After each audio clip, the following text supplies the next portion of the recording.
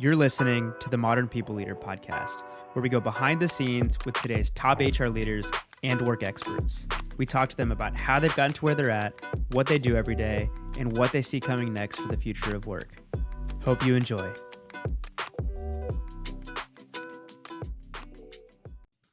Happy Wednesday, Ray. Welcome to the Modern People Leader.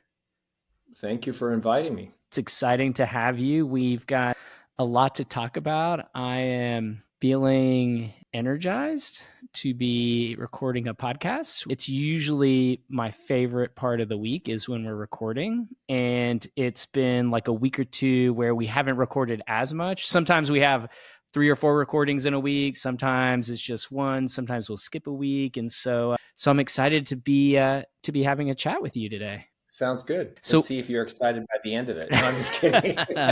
Well, I like the way it's already started. So with that said, we have a few rituals, traditions on the show.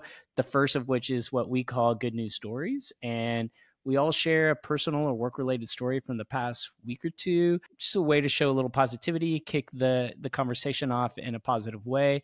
And we prefer for our guests to go first. So I don't know what you got for us today. I don't have anything positive to say. No, I guess a fun story. I'll go with a fun story because fun is always good. So as we all know, working in this hybrid world, being on Zoom all day, right? I was in a meeting the other day with a group of people and I was trying to be somewhat serious and, credible. And I'm in my office, as you see right now. And all of a sudden someone was knocking on the door and the door got pushed open and my dog jumped up in front of me and took over the screen.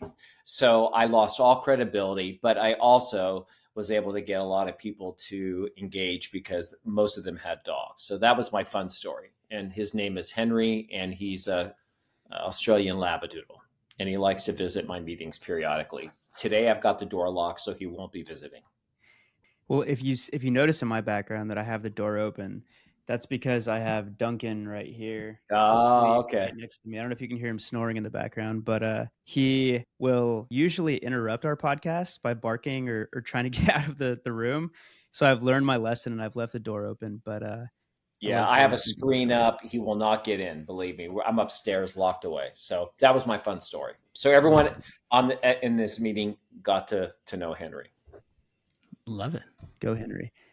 Do you want me to go next, Stephen? Please. So I'm very excited, but also like slightly anxious for our event that's coming up next Tuesday. So we're doing our first ever in-person live podcast. We're going to have probably close to 80, 85 people that show up. We're doing a 2-hour live podcast. We're going to have a networking event. And there are a lot of details that go into planning an event. Super excited, but also like just even talking about it, I can feel my heart racing because I just want it to go well. But all of our hard work the last couple of months, it'll be nice to actually be there and do the thing versus planning the thing. So that's my good news. Sounds good. Yeah, shout out to all the event planners out there because you all make it look so easy and so seamless. And it is actually really hard, to Daniel's point. It's been fun, but it's been stressful. And so my good news is really Daniel's good news, +1 to what he said. In addition to that, I'm feeling good personally. My daughter, school started. I have 2 daughters and school is back in session. And I feel like this has been the fastest we've gotten to like our happy path in a long time. It's a good feeling to just kind of be back into that rhythm and everything back to normal. Both of the girls are kind of set and thriving already, which is great news.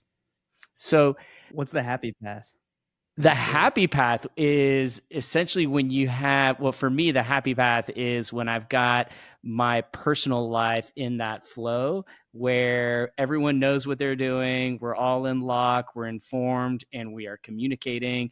We're operating efficiently, I think is what happy path is for me. And sounds good. So Ray, we're here today to talk about you. And so we want to start with what I call the Brene Brown question. What's your story? What was your journey? What has it been in the people space? And, how has it led to you becoming the chief people officer of Contentful? Sure. My journey, I started off after college in finance. I after about a year or two in the finance role, it was very clear to me that this is not where I was going to be best suited. I just, sitting at a desk crunching numbers, I have a lot of respect for those individuals, but it just wasn't my thing. So I got the opportunity to move into HR in recruiting and fell in love with it. And that's in the day it was called personnel, by the way, and moved and was able to get an opportunity with Apple Computer at the time, which was a very forward thinking company when it came to HR practices. So learned a lot there over 8 years. And by the time I left, I was a HR director for the sales, supporting the sales organization. And from there, moved to various companies and landed up my first big HR gig where I was the head of HR was at Juniper Networks during its big growth boom. I was there for about 6 years, went on to a couple of other companies and landed up several years, probably about 5 or 6 years later at a company called Coupa Software. And we were pre-IPO, very small company, was there when the company went public, grew to about 300 to 4,000 people, and was there for 8 years. An incredible journey. I was able to see growth. I was able to see the IPO. I was able to see several acquisitions.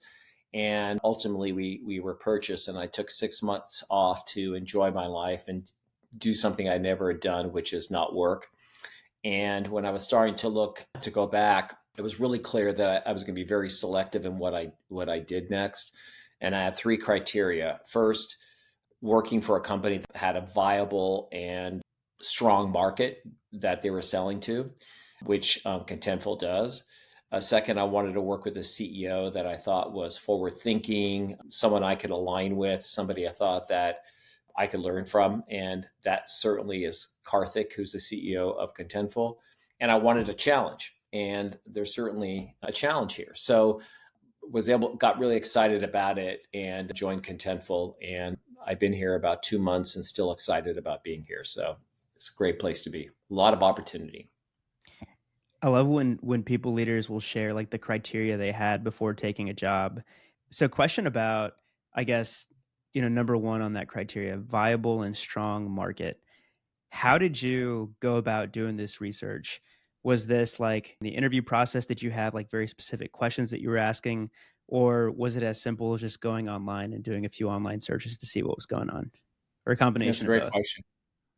Yeah, Karthik did a good job of explaining Contentful and what they were trying to achieve. And what was kind of exciting is Karthik was new to the company and he had just gone through his process of deciding why he wanted to come to Contentful. So he was very clear on that. I mean, he's very credible. So listening to him, we sell to a lot of marketers. So I knew some really strong CMOs in the Valley. So I was able to talk to them to validate the market and also validate Contentful.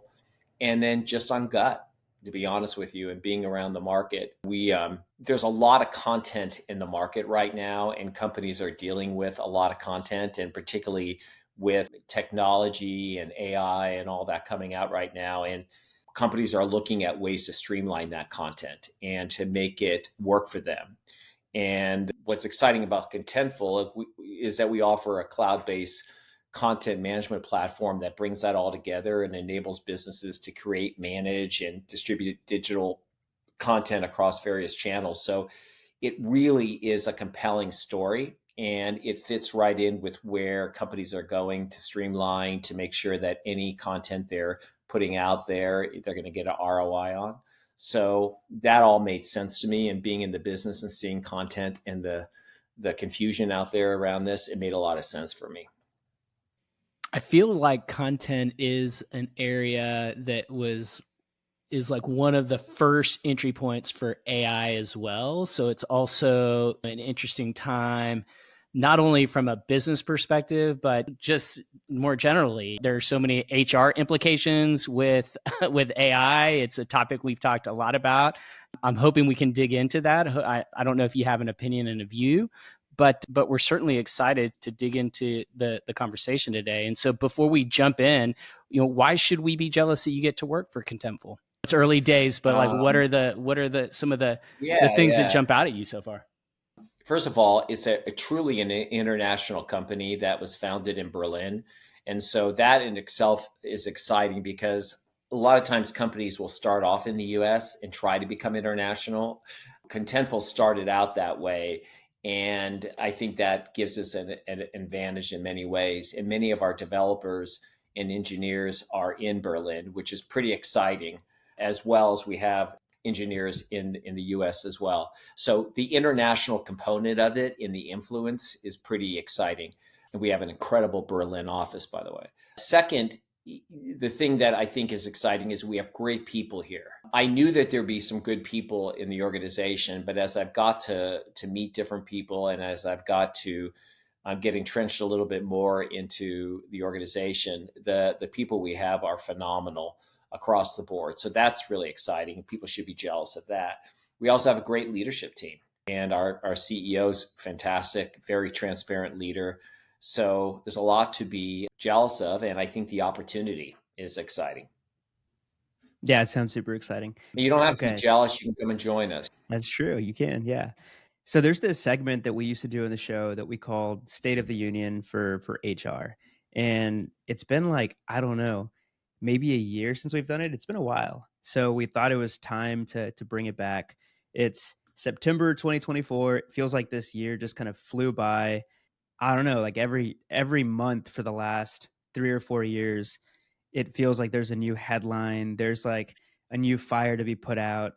And I'm just curious, like as we get closer to the end of the year, what would you say the state of HR is right now? Like based on the conversations that you're having with your peers, your team, maybe others in like people leader communities that you're a part of, what is the state of HR right now?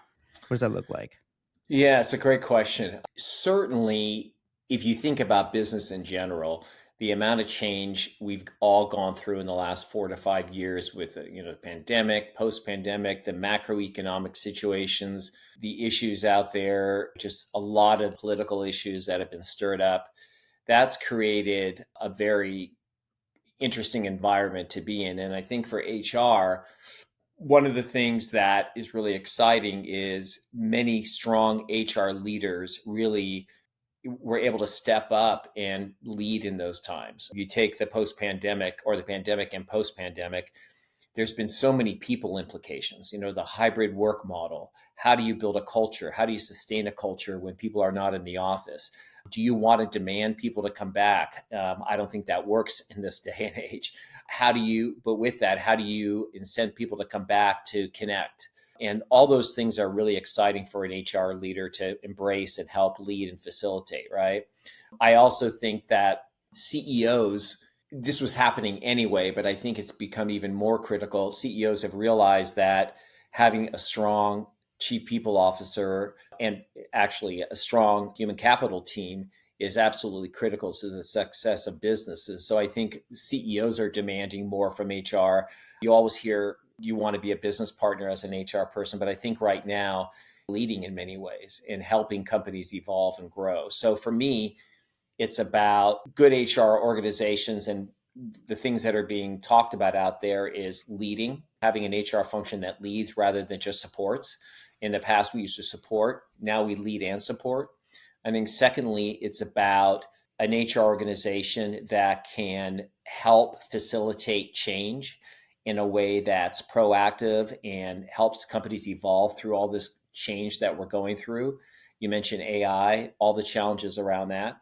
I think it's about HR organizations that are looked upon as flexible, but also organizations that help companies look at the ROI on investing in people and what that's gonna bring to the organization.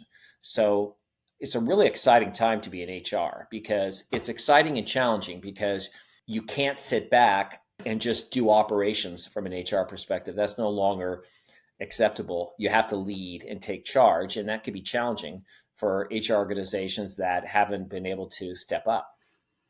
It's scary, right? We had Brene Brown on the show a few weeks ago, and I think the headline from that show was "Every day is a leg day for leaders," and in essence, saying like this is hard, and it's gonna be hard every day, and you're gonna be sore, and it's gonna feel real shitty sometimes, but it's part of the job. It's part of who we are. It's part of what we do. And I know we promised before we hit record that we wouldn't have a political conversation, but I feel like we can't talk about the state of HR without referencing the political landscape. It's an election year. We had last night, there was the first debate, and it feels like we live in a day and age where it feels like everything is politicized. And that feels, if you look at your LinkedIn feed, maybe you're starting to see it in your LinkedIn feed where these like really dramatic conversations are happening about these things that used to be just like really straightforward kind of business stuff that we were chatting about. Now everything seems to be these really extreme positions. And I have to believe that that is spilling over into the workplace. Like these are things that employees are carrying on their minds, and it's hard to just check that stuff at the door when you leave to go to work, and the virtual door, right? Because now it's all even blurred, and I think that's part of the issue, or part of the challenge we have as people leaders. And so any thoughts with with a month, like we're now in the thick of it, so with weeks left, we all as people leaders kind of work through the next few weeks. What should we be thinking about? What should we be doing? What conversations should we be having with each other? Any thoughts there? Yeah, it's a great point. First of all, the one thing you can't do is you can't, as a people leader or any leader, you can't ignore what's going on in the world, right? If anything, the pandemic's taught us anything is the outside world comes into the workplace, regardless if you want it or not. And if you kind of go back 10 years, 15 years, there was a philosophy that you don't want to merge work and personal life. There's no way around it. And I think understanding that they're going to merge and being open to that and allowing forums for discussion around these things is really important. Now, there's a gray area here, right? I don't think as a company we should be taking a strong stance on some of these political views. I just don't think it's appropriate because we want to be supportive of everybody, and some people feel differently. Now, there will be some areas that we take some stands on that are totally inappropriate. We don't want to support as an organization. But for the most part, I don't want to debate whether one candidate is better than another in a company forum because I don't think that's appropriate. However, there are a lot of things going on in the world that employees want to talk about, and offering forums for that is absolutely important. And actually, employees are demanding that more and more. And so I think as HR leaders, we have to be cognizant of that. We have to help facilitate it, and we have to embrace it to a certain point. This hybrid model is very challenging because at one moment you're on a Zoom call working through whatever you're working through, a business plan, et cetera. And the next moment, the dog's knocking on the door trying to get in, or the garbage can's going by outside. So there's always something that kind of reflects that. And I remember when the pandemic first hit and people were on Zoom a lot, it was kind of like this intrusion into your world, your personal life. And you wouldn't have a dog come near you. You wouldn't have a kid. And then all of a sudden, people just opened up the door. The kid would be on their lap. And so things have changed. And as leaders in companies, we have to recognize it, embrace it, and continue to evolve. So, yeah, I mean, so much has changed just in the last 5 years. And the beginning of this call, you mentioned that, when you joined the workforce and went into recruiting, it was called personnel. I imagine a lot has changed since you first joined the workforce. And I've only been working for about 10 years, and I've had to unlearn a lot. Like, there's a lot that's changed just for me. And I look at somebody like Steven, and he's had to unlearn a lot of things. I'll give one example. Sorry to pick on you, Steven, but Steven was very anti remote work, virtual work at all, like back in the day when we first worked together, because all he had never ever known was in person work. So he had to unlearn, some of his ways of thinking to this, to adapt to this new way of working. And I'm curious, like for you, what's like the one thing you've had to unlearn the last, I don't know, 5, 10 years? Well, that's a great question. I don't know if I've had to unlearn this because I think it's always been part of my DNA. But I think from a leadership perspective, you're taught as you go through school and you learn the details of how to manage through the books. And then you come into reality, right? Things change. But I think one of the things that was always discussed is as a leader, you need to manage teams, you need to direct teams, you need to hold teams accountable, et cetera. And I think to a certain degree that's good, but I think flipping that around has been a learning for me. And I've learned it from prior CEOs and executives that as we evolve as leaders, and it's going to be kind of demanded of us, we need to flip that and look at it as the reverse of that, where we are supporting people and helping them flourish and allowing them to come up with ideas and thoughts and having them hold us accountable as we're holding them accountable. So it's flipping it a little bit where you move from this more hierarchical thing that when I first started in business was very clear to this more support people and kind of the inverted org chart, if you will. And that's been a big learning for me. And I've embraced that. And it's kind of naturally who I am anyway. But now, 10 or 15 years ago, that may not have been viewed as positively as it, I think, is starting to now. I also think that in personnel, if you will, there was a lot of talk around you don't want to say too much. You don't want to be too open with people because if you're too open, it can cause a lot of issues. I think that's off the table now. I believe in being open, being transparent. And yeah, if you do that, there's some risk because sometimes people are going to question what you're saying or poke holes at it. But to me, that is almost one of the most critical things in leadership right now is the transparency and allowing dialogue and discussion. And those things have really evolved over the last 10, 15 years because that was not part of business practice many years ago. Yeah, both of those examples, Ray, are so relatable for me. I grew up at Ernst & Young and Goldman Sachs. Like those are two well-known brands that are evoke kind of certain, I guess, ways of doing business. And I bought into it. Like I'm a very loyal and I'm a very committed employee, like as an IC, and I'm going to go all in because I want to do the best I can. And I freaking went all in, and only to find out like, 10, 15, 20 years later, like, wow, that is not the way. It's definitely not the way for me.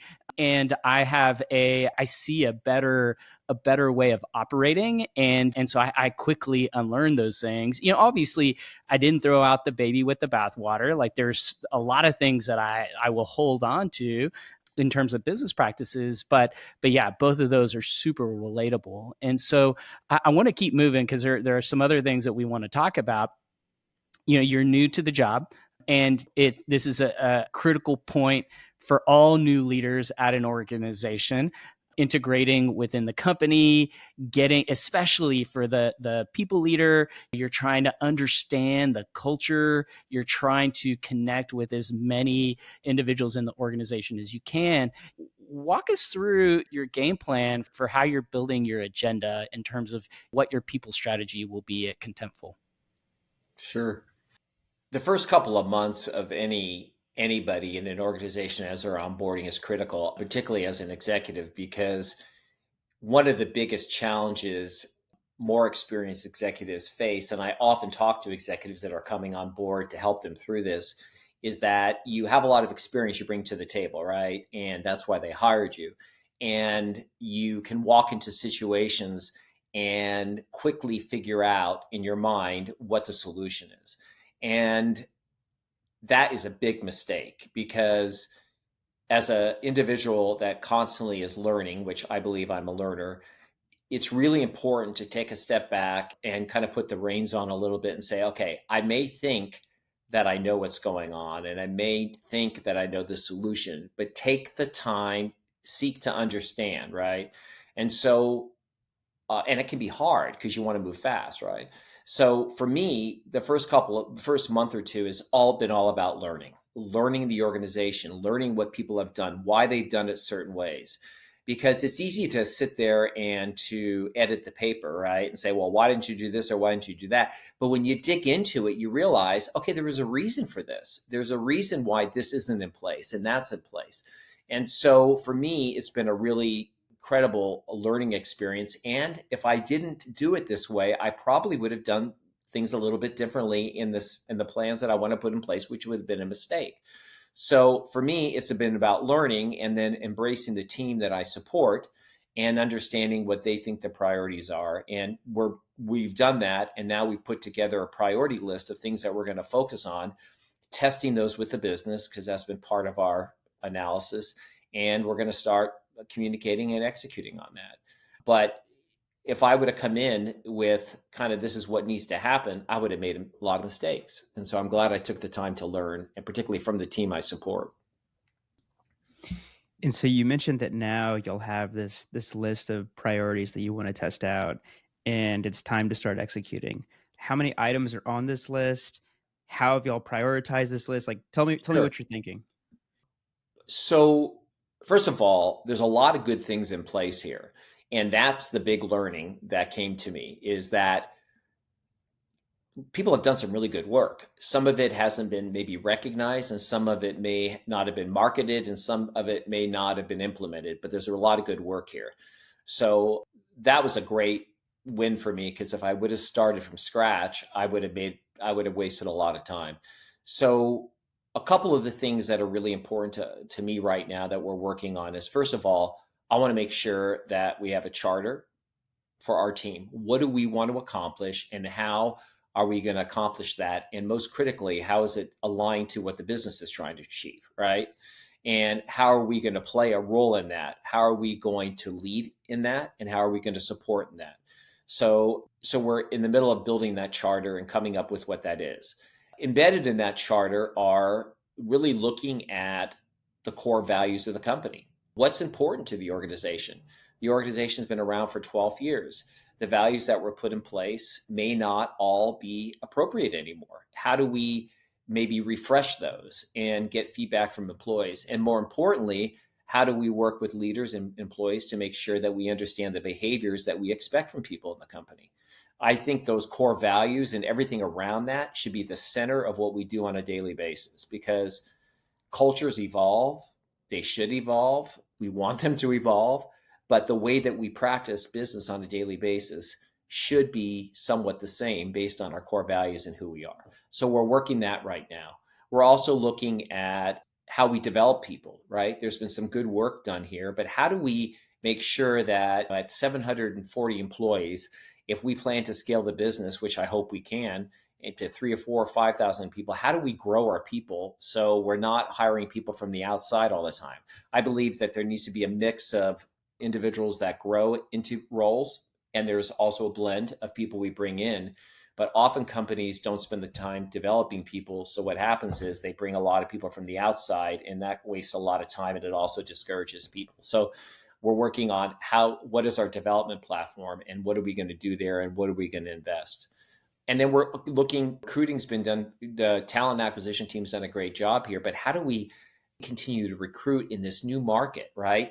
2 or 3 years ago, it was hire at all costs. Now it's like, let's be selective here. Let's make sure we're hiring the right people for the company, and make sure that we're hiring people that are going to stick when the market explodes again, which it will. So those are the top 3 things we're working on. Love it. Those all seem like that all checks out. And one question I have for you is, this is off script, so apologies. I keep going off script today, guys. A huge part of, so Even you seem like an off-script kind of guy, so I'm not surprised. I like to push the envelope a little bit. And recently there's been a lot of talk on LinkedIn about founder mode, and this notion there being way of operating that is very specific to this kind of founder mode mentality. And there's like a traditional management mode. And going back to our unlearnings, I had to unlearn management mode and kind of understand what does founder mode look like? What is like a business that would operate differently look like? And so whether I know there are a lot of details and nuances that have created debates on LinkedIn. I'm not really, that's not what I'm trying to do here, but I do relate to some of the concepts that Paul Graham outlined in this founder mode blog. And so the question for you is, how much of the CEO's kind of personality and way of executing play into the early design of your HR and people programs? Like, is that something that is even front of mind for you? Is it kind of running in parallel with the things you're doing? Tell us a little bit about that.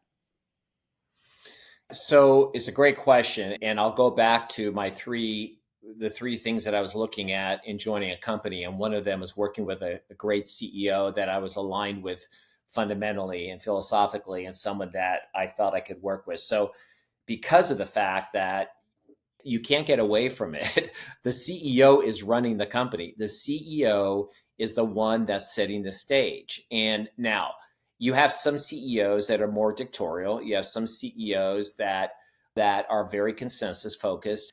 I believe our CEO has a really good balance with that. So, but regardless, they're leading the pack, right? And so they're going to set the stage for many of the things that should be happening. So for me, I don't believe that a good HR professional will take everything that a CEO wants and says yes to, because I think that isn't adding value. So I certainly think that if there's things that I don't agree with, or I think they're being misunderstood, or things I will push on. But for the most part, many of the things we're developing, I'm definitely running by him. So for example, our core values, we have core values in play right now. And for the most part, they're okay. But there's a few, and there's some things that I've talked to him about that he wants to work on. So in this refresh we're going through, we're going to go out and get employees' feedback. But I'll tell you, at the end of the day, he's going to have a stamp on this. And you want that, because that means he's embracing it, he's involved.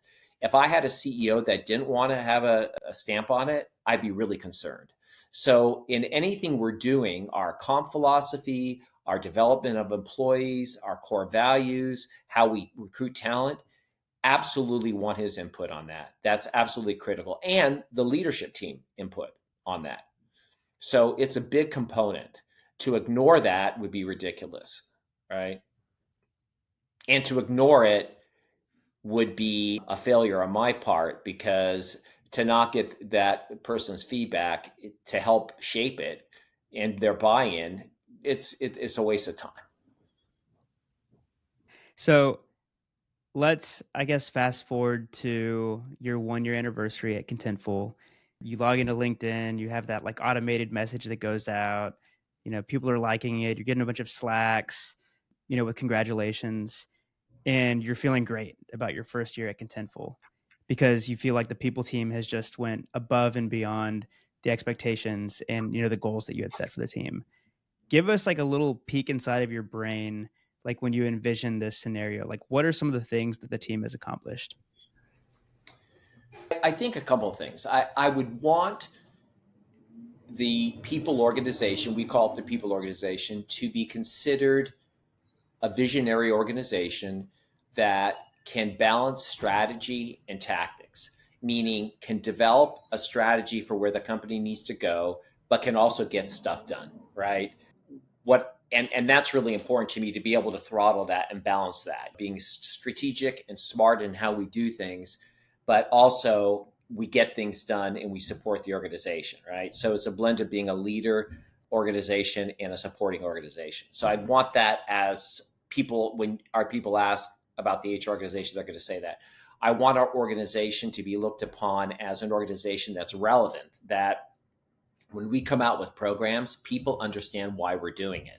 That it's not just an HR thing. It's a thing it's compelling enough that it's going to move the business forward and people see that connection. So I'd want that. I want it to be an organization that is looked upon as being business minded, yet empathetic and supportive of employees. An organization that can balance the business needs with the fact that the employees have issues going on in their life, and we help facilitate any challenges that may face. I'd want it looked upon as a streamlined organization, that people don't question what we're doing. They say, yeah, that organization gets things done, but it's streamlined. And I'd want the people that I support in my organization to be looked upon as very, very strong, not just me, but them. And I want people to say, heck, I want to work in that organization. And I know we'll accomplish it. Very confident we will. Love it. Well, You can check in with me in a year to see how I feel about that. But I'm hoping that'll be the case. I think it is. we would be honored to have you back. We love a check-in episode to see, 9 months later, 12 months later, how things are going. And to build off Daniel's last question, we already talked about the importance of getting information, listening, having kind of a human-centered design approach to people programs. These are some things, my words, not yours, but these are some things that we've touched on already. Also staying kind of in sync with the CEO's direction, vision, strategy, plan for execution. And so how do you approach aligning the goals of the people function, the HR function, with the overarching kind of business goals or OKRs? Do you have an approach, a philosophy of sorts for doing that? Tell us a little bit about that. So, interestingly enough, one of the things that I think was challenging coming in here is I think that people org, for whatever reason, there was a little bit of disconnect to what was going on in the business. And I don't think it was anybody's specific issue. It was naturally what happened with a lot of change going on. So for me, what's really important is, and you hear this often from HR professionals, but I think it's really important, is that in order to build a comprehensive people strategy or human capital strategy, you have to have a seat at the table, meaning you have to be part of the discussions on how the business is going to grow and what is this, and have input into the strategic direction. And we're doing that right now. Our CEO is putting together with the leadership team what are the core things that we need to get done, the critical things that we need to get done strategically to move the business to where we need to move. And once that is set, which I hopefully will have input in, which I've had so far, is then each function will go out, particularly the people function that we're talking about right now, and align what we're going to do to meet those goals. So there's some fundamental things in human capital management or HR that you're going to do. You're going to build comp programs, you're going to build benefits programs, you're going to hire people and all that kind of stuff. But in order to be a really strategic organization, you need to look at what the company's trying to achieve and take your agenda and prioritize things to meet that. So, for example, we're an international company, right? And we're going to continue to be an international company. We need to make sure that all of our internal communications and everything we do is sensitive to that and aligns to that. So what are we going to do in the people function that's going to make sure that that happens, right? How are our training programs going to create a thread throughout that talks about us being international and the complexities of that? And so it's tying all that together, right? We're trying to scale the business. AI is a big component of that. How are we in the human capital function and talent going to be able to strategize to hire talent that can help us do that? So it's all those kind of things that I think are really important. And we're in the process of doing that right now. And the good part is that I am embraced and part of that process. So I can go back and not only represent what I think we need to do from a people perspective as part of that strategy, but also to embed it into what we do as an organization. I can't remember which guest shared this with us, but a while back, somebody shared like what's on their CPO dashboard. Do you have a dashboard of sorts that you're looking at on a weekly basis? Yeah, there's three things that I look at. What I don't like is I don't like looking at retention stats or turnover stats. I think it's important, but what I like to look at is engagement stack. I don't like the word retention because it feels like you're holding somebody back, right? And if you're trying to retain somebody, they're already probably moving too fast out the door. But what I like to look at is how are we engaging people to be productive? So we do that through surveys and things like that, and getting very specific on certain things around that. So that's definitely one metric I look at. I also look at metrics of how are the rewards being distributed in the organization? Are they going to the right people? Just take it from a comp perspective. You want to pay everybody fairly and treat them fairly, of course, and pay them fairly. But you also want to differentiate the top talent that are knocking it out of the park. How are you measuring that? So when we look at on the annual basis as to where those rewards are they going to the right people? And have we been able to facilitate that process? And then the other thing I look at is, are we able to, how have we been able to promote people? And the roles that we're filling, are they filled by people internally or externally exclusive? Anytime that we're trying to bring a new role in that may be at a higher level, are we looking at people internally and measuring all those kind of things? So engagement, where our rewards are going and how we're doing there, how we're doing with promotion and developing people, and embedded in all that, how does the company feel we're doing around the values and the operating practices that we put in place? Are we doing well there? Or are we not? And what can we do to get better? It's interesting you brought up compensation as an example. My roots, my OG kind of HR roots are in total rewards. And I spent 12 years like deep in that world. And I've spent the last 12 years not at all in that world, more in the kind of talent side of HR. And so I've come full circle, been doing a lot of work in the kind of compensation and headcount space, advising some clients of mine. And one of the things that I am shocked is how little has changed and how much has changed, but yet how little has also changed. And when you think about compensation, there's a lot more, it's a lot more sophisticated than I remember it being. Just looking at job architecture, which includes job families and leveling and org design. It's not just about paying your people, it's about how you're organizing your structure to support all of that, to also provide, transparency and all these other things. And so I love that you're looking at compensation as part of kind of the strategy being new to the company. And tell us a little bit about what that looks like. We used to spend a lot of time talking about compensation, and it was one of the areas that HR leaders were like, can you get more information? Can you talk to more HR people about this? Because there's not a lot out there. And so I'm just curious, like on that specific topic, can we go a little deeper and like, what is that? How do you approach something like compensation when you're new to the organization? There's a legacy programs in place, but yet probably low hanging fruit to make some changes. Sure. Like you said, a lot is the same and a lot has changed. But I think the fundamentals, the good fundamentals, I think are still there and should stick. So for me, when I look at compensation, I look at it in a couple of different ways. First of all, you want to be really smart in analyzing the workforce that you're bringing in, right? And be very clear on the levels that you're going to bring people in and the kind of talent you're looking for. And so you use market data to do that. There's no way around it, right? But that's a scientific part of it.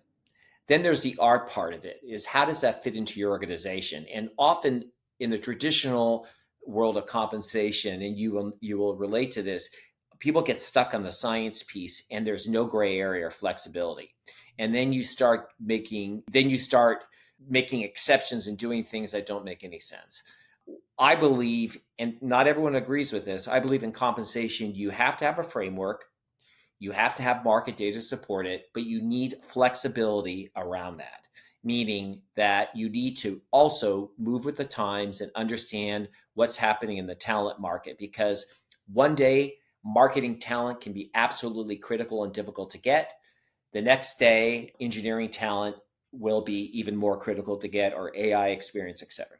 So fundamentally, I look at it, you build a framework, you use market data, and then you build it, you tailor it to the company's needs. That isn't always happened. When I look at compensation, I believe strongly in differentiating compensation in regards to how people perform, not only how they get the job done, not only their results, but how they do it, right? Are they doing it within the operating practices of the company, or are they just bullying through people and getting it done and leaving a lot of people in the wake? And so when I say differentiation, I'm looking at it from a holistic perspective, how they get the work done, what they actually achieve, and the value they're adding above and beyond their job. And we pay everybody fairly, but we also recognize that if there's 5 people in a group, 3 people may be doing a really good job and getting the work done, but 2 of them are hitting it out of the park. I want to reward those 2, differentiate them. Because you know what? If they're not, they're going to figure out, why should I be doing this, knocking out of the park, if I'm getting what everybody else is? So I believe in differentiation. I also believe in empowering leaders to understand compensation and be part of that decision. What you often find in companies is that a lot of the compensation decisions are made at the executive level or maybe a level below, and that the managers that are actually supporting people on a daily basis have no say in it. Therefore, when they talk to the employee about it, they have no clue what they're telling them. So it's being very clear and precise on why people are getting paid and what they're getting paid. And then also looking outside of compensation at other rewards for people, such as growth, training, development, mentoring, and things like that. So I said a lot there, but I really believe that compensation is one of these things that you can treat it in a very traditional way and put it in a box. And I don't think it works that way. Or you can take it and be very creative with it and make sure that it's flexible enough to move with the times. And that's the way that I'm hoping to do it at Contentful, and I've done it in other organizations. So you A said, lot of comp people don't like gray areas. I believe in gray area, which is uncomfortable for a lot of there's people. gray area in everything. So I think that's the right approach. You said, 2/5, or 2 out of 5 people might just be hitting it out of the park. Not only are they performing, but it's the way that they're doing it. It's in the operating practices. And you say that there needs to be some differentiation in how they're rewarded. What does that look like? Like, for those 2 people that are just absolutely crushing it, like, what does that look like for them? Sure. So the only way I can describe it is, let's look at compensation. Let's say there's 3 buckets. So like the base pay, a bonus component, and equity in a technology company. What you can do for those people that are knocking it out of the park, you can give them a solid raise, maybe if above a couple percentages above everybody else. But on the bonus, you only have a certain pool of money. You give them 125 to 150% of their bonus, and maybe somebody else gets 70% or nothing. And then with equity, you get very aggressive on equity with them because that's a long-term commitment to the company. So you take the tools you have and you differentiate with that. And it's hard because if I'm supporting those 5 people and I'm a manager supporting those 5 people, and I tell 2 of them that they're getting differentiated award, that's easy and fun. The 3 people that aren't, you have to have an honest conversation with them. And what does that mean? It means talking to them transparently and clearly why they aren't. What are the issues? What are the challenges? How can they get to a point where they're knocking it out of the park? And that's where managers and leaders often drop the ball, right? And it's not fair and it's not reasonable. And so a lot of times they just want a peanut butter because the rewards, because it's much easier to not have those dialogues and conversations. And I absolutely am passionate about the fact you have to have that dialogue. It's not fair or respectful to anybody. Yeah, So I'm equally, as a former founder, exited my business last year.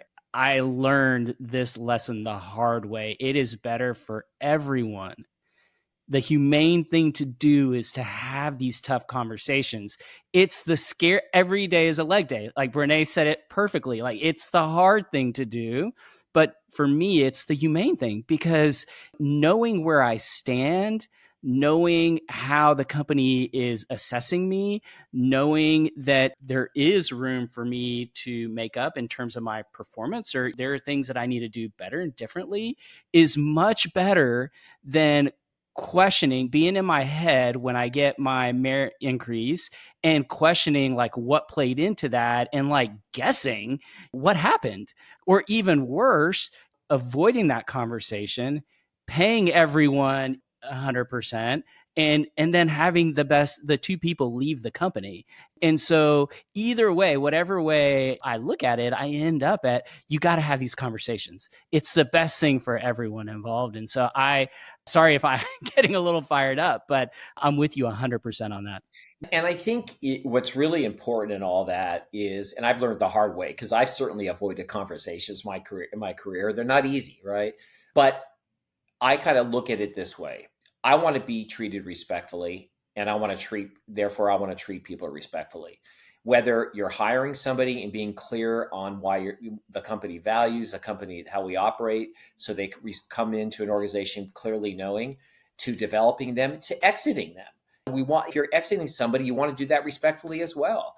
And it's just one of those things where I don't think companies have done a good job supporting their leaders by helping them and training them through these things and holding them accountable. So what often happens, this is the worst nightmare. A company doesn't train people, managers. They put people into management roles that don't have any experience. They start holding them accountable for managing and leading people. And they wake up one day at the exec level and they say, well, I don't understand why the company employees don't understand that A, B, or C. I don't understand why people are leaving. And I don't think our managers are doing a good job. Well, the first thing is making sure that managers are given the tools and the ability to do the job well. Once you do that, you can hold them accountable, right? If you want to be a manager, this is what we expect of you. And we're giving you the tools and the training to do that.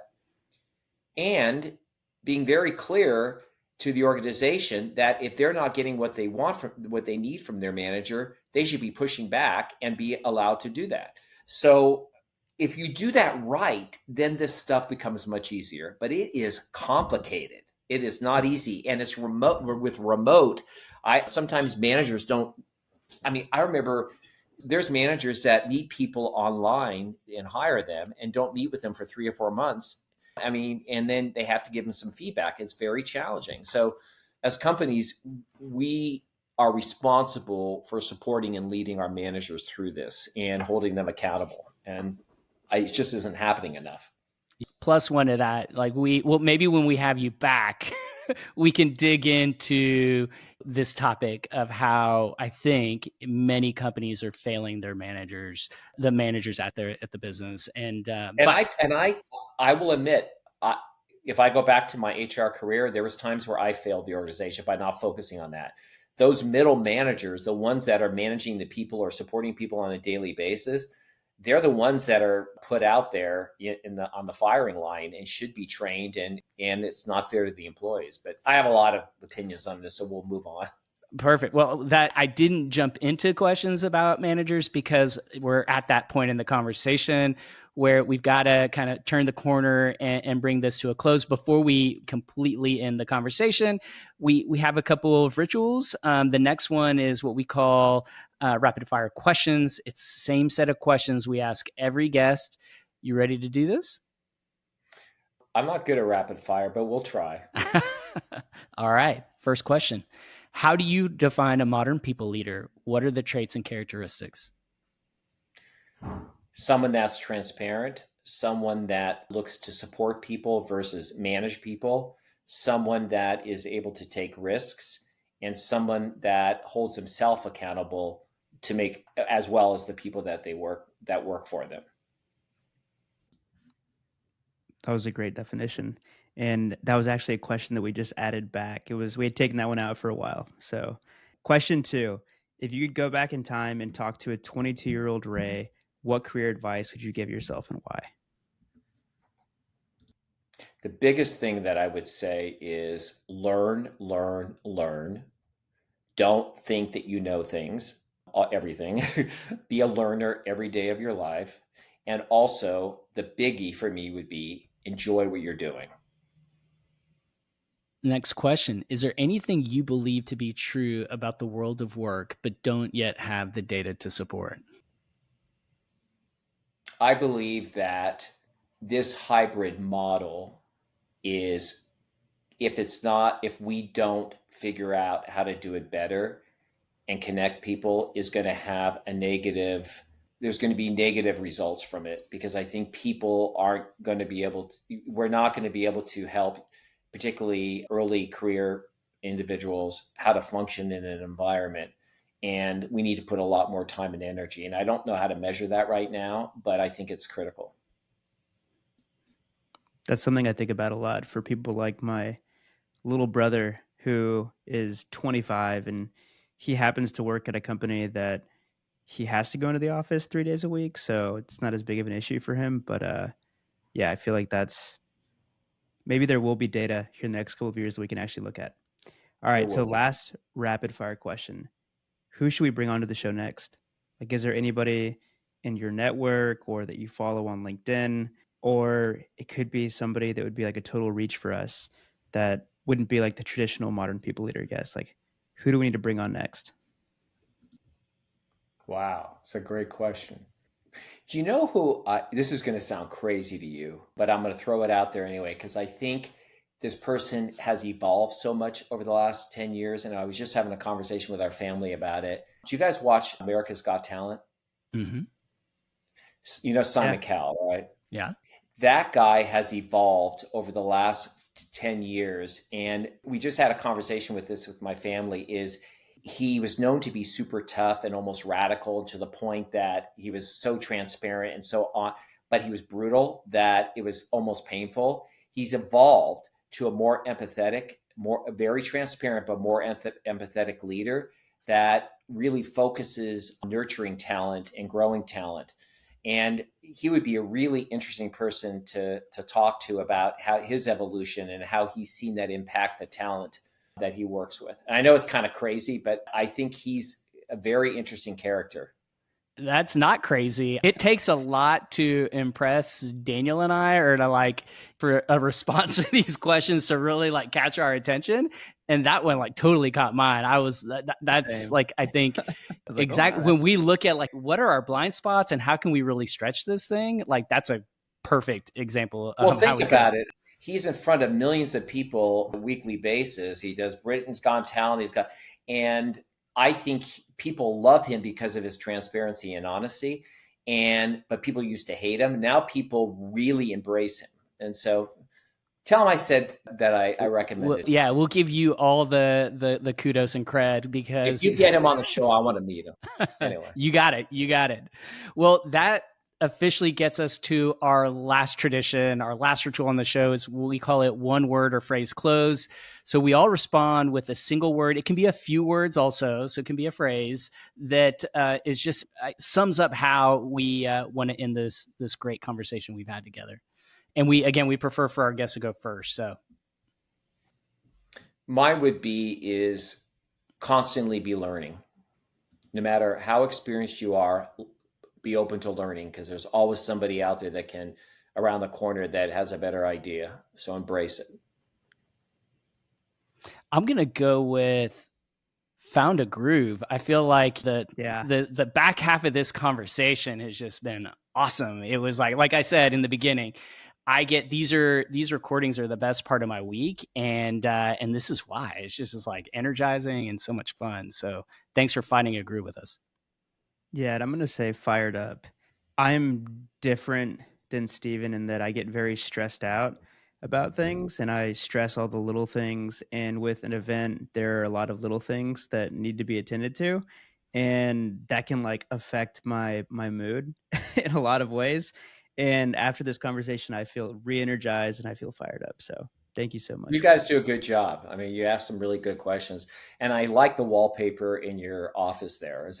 Thank you. Is that a real office or is that a picture? It's a real office. Yeah. Yeah. I think you're quite bold, because you have wallpaper that is the way it is, and you have a couch with stripes, and you wouldn't put those together, but I think they match. So that says something about your personality or whoever did it.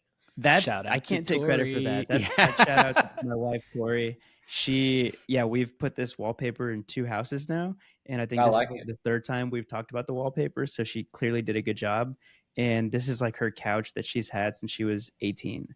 So, it's a couch that's moved with her to every apartment, condo, house that she's lived in, so there's Well, it a looks lot good of together. I stories. like it. So Yeah. Well, Ray, you're now part of our family. We reference bringing you back. We hope you would be open to something like that. We would love to have you back because this has just been a lot of fun, and it's been a great no, it's been conversation. enjoyable. Thank you. Thank you. It was a nice diversion for the afternoon. So it pumped me up. Now I'm excited about a few things. So let's do it. Awesome. Well, thanks so much, guys. All right. Bye. Thanks for tuning in to another episode of The Modern People Leader. We really, really appreciate it. And if you enjoyed the show, please leave us a 5-star rating. It would mean the world to us. And connect with us on LinkedIn. We want to know what you think about the show, and you can find links to both of our profiles in the show notes. Thanks again for listening, and see you on the next episode.